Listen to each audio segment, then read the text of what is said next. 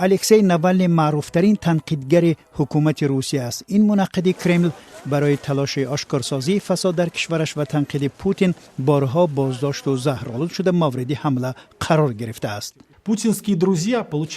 دوستان پوتین که به آنها در روسیه حق دزدیدن همه چیزی که میخواهند داده شده است، بیشتر از این به او برگرداندند. آنها جمع شده 100 میلیارد دلار جمع کردند و با این پولها برای رهبر خود قصر ساختند.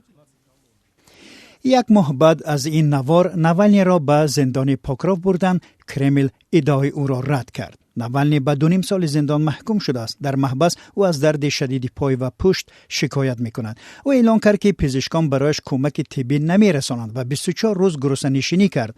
ماه اکتبر کمیسیه در زندان او را تروریست خواند. فعالان میگویند منقدان کرمل را برای شکستن در اینجا نگه می‌دارند. Она даже не называется исправительная, она называется система исполнения наказаний. Она неисправительная. Система должна пугать. Она должна исполнять наказание, должно быть страшно. август سال 2020 ناوالنی در سیبیر زهرآلود شد. وی میگوید این کار با امر پرزیدنت ولادیمیر پوتین شده است. چند آزمایشگاه معلوم کرد که او با زهر نویچوک زهرآلود شده است. مخالف سرسخت روسیه ضمن بازگشت در فرودگاه مسکو بازداشت شد. اینجا خانه من است. من اینجا آمدم و شما میپرسید که آیا من میترسم یا نه؟ من نمیترسم. او را به ویران کردن قرار دادگاه درباره حبس شرطی گناهکار دانستند. این آدمان از آن ناراحتند که نتوانستند مرا بکشند و اکنون تهدید دارند که مرا حبس میکنند. حبس ناوالنی موج اعتراضها را به بار آورد و طرفدارانش سرکوب شدند.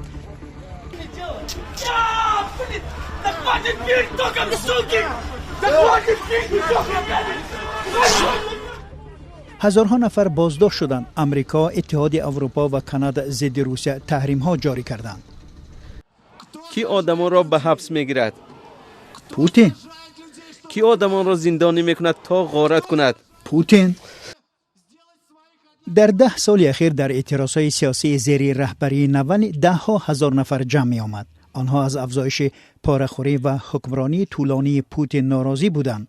بنیاد ضد فساد الکسی ناوالنی پیوسته از سوی پلیس تفتیش میشد. ماه ایون امسال کار آن غیر قانونی دانسته شد. فیلم‌های تحقیقاتی او و جانبدارانش در شبکه‌های اجتماعی صدها میلیون تماشابین دارد. در یک تحقیقات آنها سرچشمه دارایی‌های نخست وزیر روسیه میخائیل میشوستین را آشکار کردند. سیاستمدار ادعا کرد که ثروتش را از راه قانونی به دست آورده است.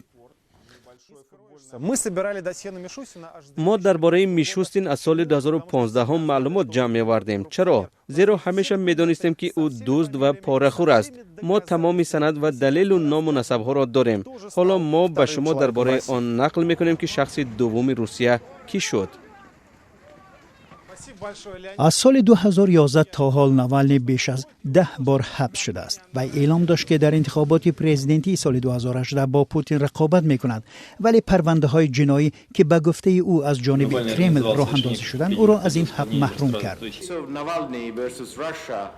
ناوالنی در یک بحث ضد حکومت روسیه در دادگاه حقوق بشر اروپا پیروز شد. دادگاه اروپا اعتراف کرد که این بازداشت و تعقیب‌ها انگیزه سیاسی داشت. این نه تنها برای من بلکه برای آنهای هم که در روسیه هر روز بازداشت می‌شوند خیلی مهم است. با وجود خطر زیاد به جانش، ناوالنی مبارزه را بر ضد فساد و ناعدالتی‌های افزاینده در روسیه ادامه می‌دهد.